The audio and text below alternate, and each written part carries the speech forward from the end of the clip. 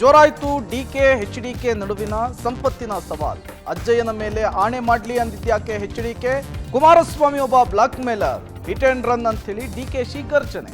ತಾಕತ್ತಿದ್ರೆ ನನ್ನ ಮೇಲೆ ಸ್ಪರ್ಧೆಗೆ ಬಾ, ಎಚ್ಡಿಕೆಗೆ ಬಂಡೆ ಪಂಥಾಹ್ವಾನ. ಪಿಎಸ್ಐ ಕೇಸ್ಗೆ ಸಿಐಡಿ ಎಂಟ್ರಿ. ಯಾದಗಿರಿ ಶಾಸಕನಿಗೆ ಶುರುವಾಯ್ತು ಢವಢವ. ಪರಶುರಾಮ್ ಕುಟುಂಬಕ್ಕೆ ವಿಪಕ್ಷ ನಾಯಕ ಅಶೋಕ್ ಕೊಟ್ಟ ಭರವಸೆ ಏನು? ಎಲ್ಲವನ್ನು ನೋಡೋಣ ಕರ್ನಾಟಕ ಟಾಪ್ 20ಯಲ್ಲಿ.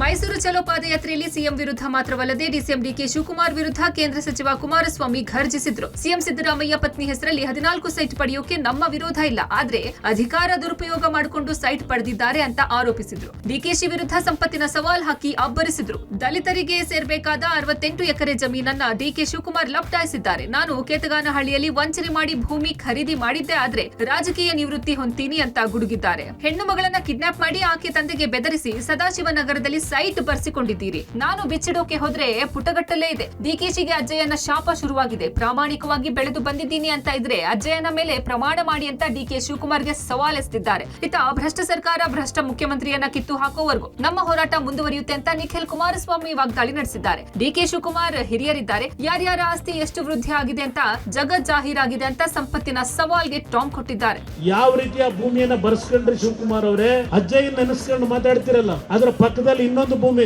ಅವರ ಮಗಳನ್ನ ಕಿಡ್ನಾಪ್ ಮಾಡಿ ಚಿಕ್ಕ ಮಗುನ ಭೂಮಿ ಬರ್ಸ್ಕೊಂಡು ಎದುರಿಸಿ ಜೀವನ ಮಾಡ್ಕೊಂಡ್ ಬಂದಂತ ಶಿವಕುಮಾರ್ ನನ್ನನ್ನ ಪ್ರಶ್ನೆ ಮಾಡ್ತೀರಾ? ಈ ಕಾಂಗ್ರೆಸ್ ನ ಭ್ರಷ್ಟ ಸರ್ಕಾರವನ್ನ, ಈ ಭ್ರಷ್ಟ ಮುಖ್ಯಮಂತ್ರಿಗಳನ್ನ ಇವತ್ತು ಕಿತ್ತೋಗಿಯವರೆಗೂ ಈ ಪಾದಯಾತ್ರೆಯನ್ನ ನಾವು ಇದೇ ರೀತಿ ಬಹಳ ಹುಮ್ಮಸ್ಸಿನಿಂದ ಮುಂದುವರಿಸ್ತೇವೆ. ಯಾರ್ಯಾರ ಆಸ್ತಿ ರಾಜಕಾರಣಕ್ಕೆ ಬಂದ ಮೇಲೆ ಎಷ್ಟು ವೃದ್ಧಿ ಆಗಿದೆ ಅಂತಕ್ಕಂಥದ್ದು ಜಗತ್ತೇ ಇರ. ಶಿವಕುಮಾರ್ ಅವರು ಬಹಳ ಹಿರಿಯರಿದ್ದಾರೆ.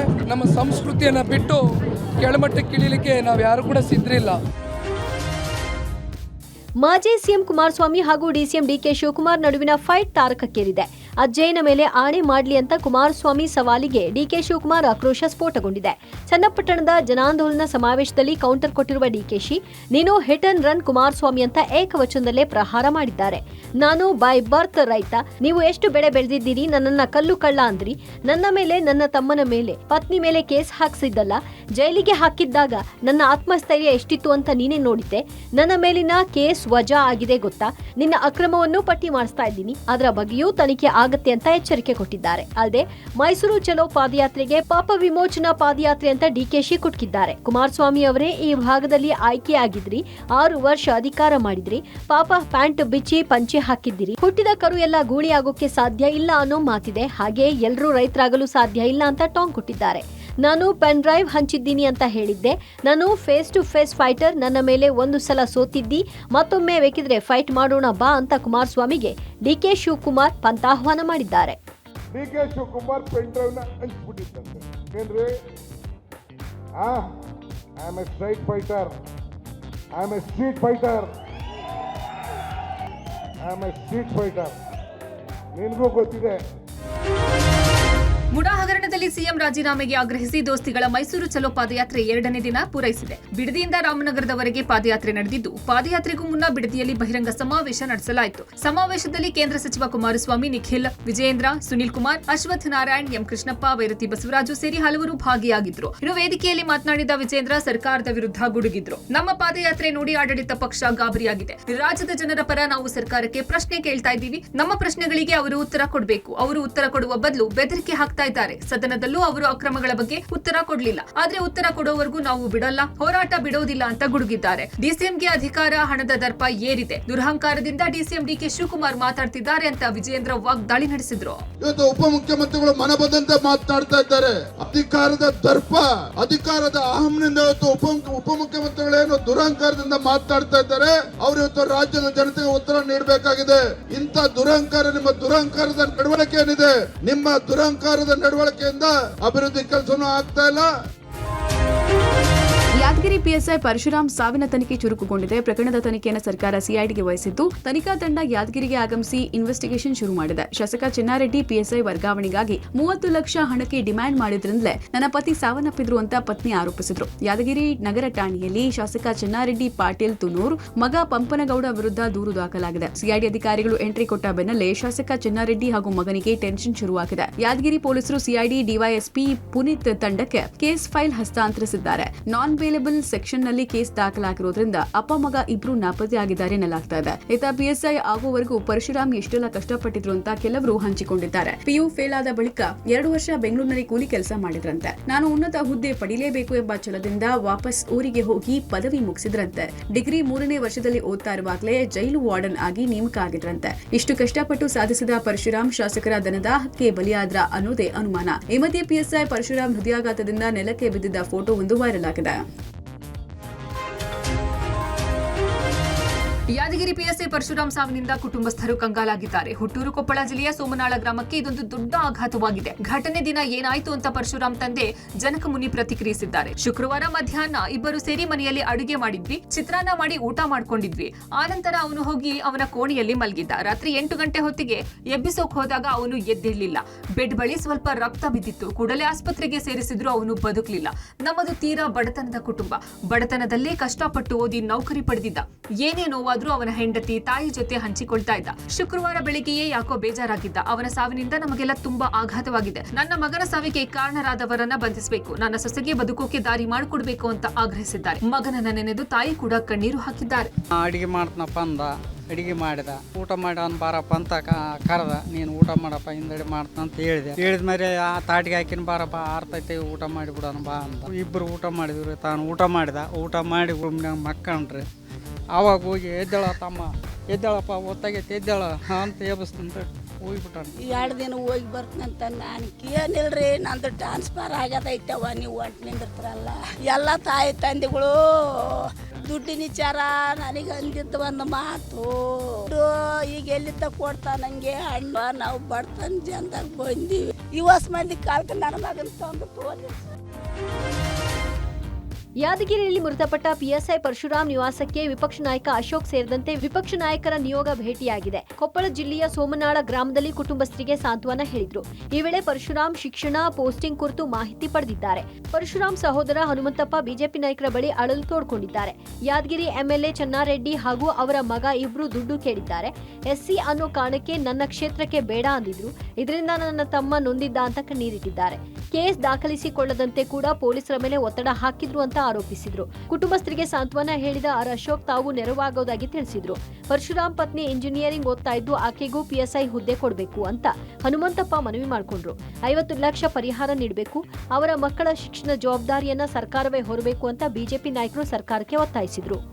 ಪೊಲೀಸರು ಅಂತ ಹೇಳಿದ್ರೆ ಒಂದು ಲಾ ಅಂಡ್ ಆರ್ಡರ್ ಮೈಂಟೈನ್ ಮಾಡೋರು. ನೀವು ಅವ್ರ ಹತ್ರನೇ ದುಡ್ಡು ಇಸ್ಕೊಂಬಿಟ್ರೆ ಅವ್ರೇನು ಲಾ ಅಂಡ್ ಆರ್ಡರ್ ಮೈಂಟೈನ್ ಮಾಡ್ತಾರೆ? ನೀವು ಹೇಳ್ತಾ ಇರೋವಂಥ ಅವ್ರ ಮಗ ಇಲ್ಲಿ ವಸೂಲಿ ಮಾಡಿದ್ಮೇಲೆ ಪೊಲೀಸರ ಹತ್ರನೇ ವಸೂಲಿ ಮಾಡ್ತಾರೆ ಅಂದರೆ ಅವನು ಇನ್ಯಾರು ಬಿಡ್ತಾನೆ ಹೇಳಿ? P1 ಬಿಡಲ್ಲ, ಅವರು PDO ಬಿಡಲ್ಲ, ರೆವಿನ್ಯೂ ಇನ್ಸ್ಪೆಕ್ಟರ್ ಬಿಡಲ್ಲ, ಯಾರನ್ನೂ ಬಿಡಂಗೆ ಕಾಣ್ತಾ ಇಲ್ಲ. ಪಕ್ಕ ಇದರಲ್ಲಿ ಡೌಟೇ ಇಲ್ಲ. ನಾನು ಬರಬೇಕಾದ್ರೆ ನನಗೆ ನಾನು ಬೇಕಾದಷ್ಟು ಮಾಹಿತಿಯನ್ನು ತಗೊಂಡೇ ಬರೋದು. ನಾನು ವಿರೋಧ ಪಕ್ಷದ ನಾಯಕನಾಗಿದ್ದೀನಿ. ಇದೊಂಥರ ಭ್ರಷ್ಟಾಚಾರ. ಪ್ರತಿ ಇಲಾಖೆಯಲ್ಲೂ ಕೂಡ ದುಡ್ಡು ಕೊಟ್ಟಿಲ್ಲ ಅಂದರೆ ಇಲ್ಲಿ ಪೋಸ್ಟಿಂಗ್ ಇರೋಕ್ಕೆ ಸಾಧ್ಯನೇ ಇಲ್ಲ. ಆ ಪರಿಸ್ಥಿತಿ ನಿರ್ಮಾಣ ಆಗಿದೆ ಅಂತ.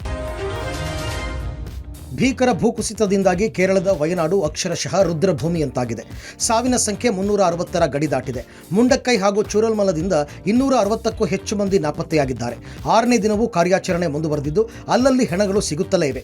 ನಾಪತ್ತೆಯಾದವರು ಯಾರೂ ಬದುಕುಳಿದಿರುವ ಸಾಧ್ಯತೆಯೇ ತೀರಾ ಕಡಿಮೆ. ಇವತ್ತಿನ ಕಾರ್ಯಾಚರಣೆಯಲ್ಲಿ ಸ್ವಯಂ ಸೇವಕರು ಕೂಡ ಭಾಗಿಯಾಗಿದ್ದಾರೆ. ಕಾಡಿನ ಕಡಿದಾದ ಪ್ರದೇಶಗಳನ್ನು ಶೋಧ ಕಾರ್ಯಾಚರಣೆ ನಡೀತಾ ಇದೆ.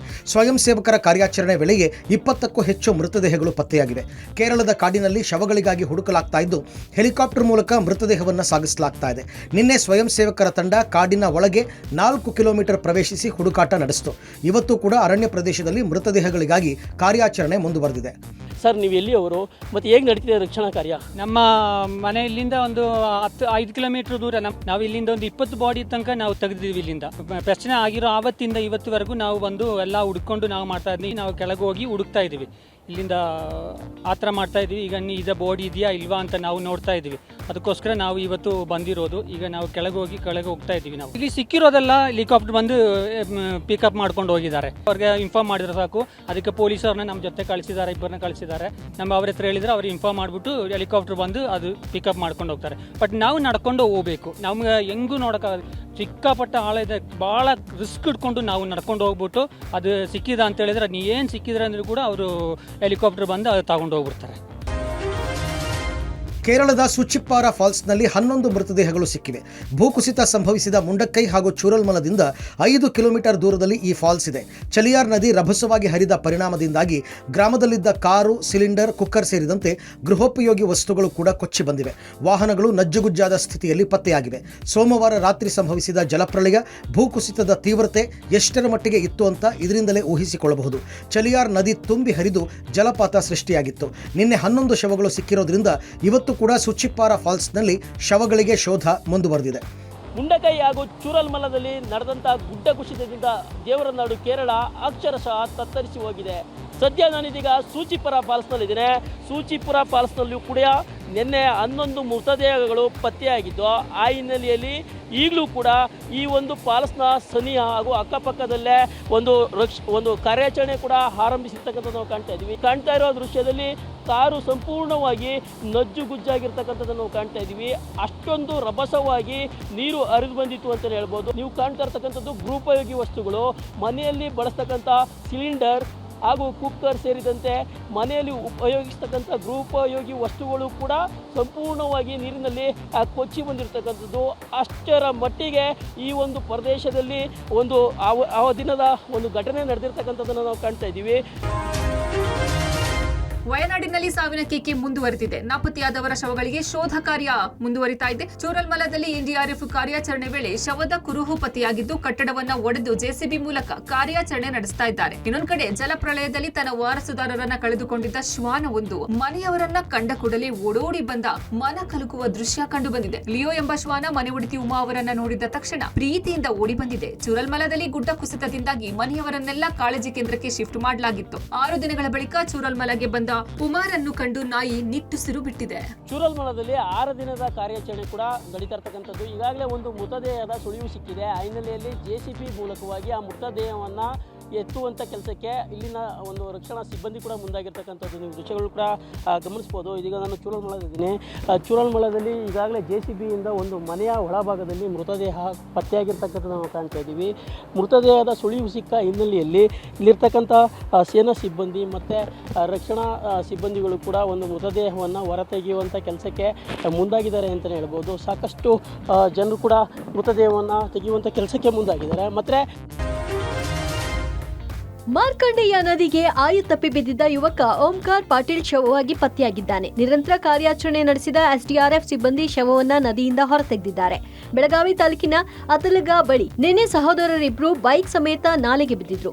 ಜ್ಯೋತಿನಾಥ್ ಪಾಟೀಲ್ ಎಂಬಾತ ನದಿಗೆ ಬೀಳ್ತಿದ್ದಂತೆ ಈಜಿ ದಡ ಸೇರಿದ್ದ. ಆದ್ರೆ ಸಹೋದರ ಓಂಕಾರ್ ಪಾಟೀಲ್ ಬೈಕ್ ಸಮೇತ ನಾಪತ್ತೆಯಾಗಿದ್ದ.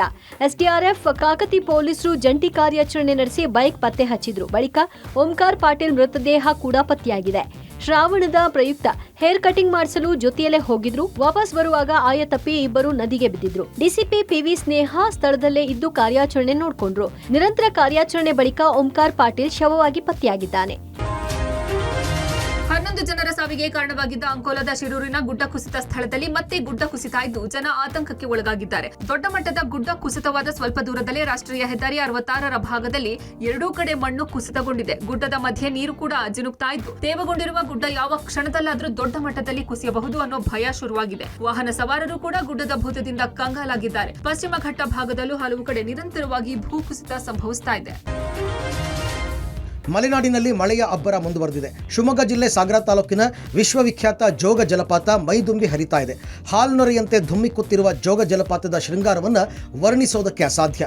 ರಾಜ, ರಾಣಿ, ರೋರರ್, ರಾಕೆಟ್ ಅಬ್ಬರಿಸುತ್ತಿರುವ ರಮಣೀಯ ದೃಶ್ಯ ಡ್ರೋನ್ ಕಣ್ಣಲ್ಲಿ ಸರಿಯಾಗಿದೆ. ಲಿಂಗನಮಕ್ಕಿ ಜಲಾಶಯದಲ್ಲಿ ಹೆಚ್ಚಿನ ಪ್ರಮಾಣದಲ್ಲಿ ನೀರನ್ನು ಹರಿದು ಬರ್ತಾ ಇರೋದ್ರಿಂದ ನದಿಗೆ ಒಳಹರಿವು ಹೆಚ್ಚಾಗಿದೆ. ಲಿಂಗನಮಕ್ಕಿ ಜಲಾಶಯದಿಂದ ಸುಮಾರು 40,000 ಕ್ಯೂಸೆಕ್ ನೀರು ನದಿಗೆ ಬಿಡುಗಡೆ ಮಾಡಲಾಗ್ತಾ ಇದೆ. ಇದರ ಪರಿಣಾಮ ಜೋಗ ಜಲಪಾತಕ್ಕೆ ಜೀವ ಕಳೆ ಬಂದಿದೆ. ಅಬ್ಬಾ, ಅಷ್ಟು ಎತ್ತರದಿಂದ ನೀರು ಹಾಲಿನಂತೆ ಧುಮ್ಮಿಕ್ಕುವ ಅಮೋಘ ದೃಶ್ಯವನ್ನು ನೋಡಲೇಬೇಕು.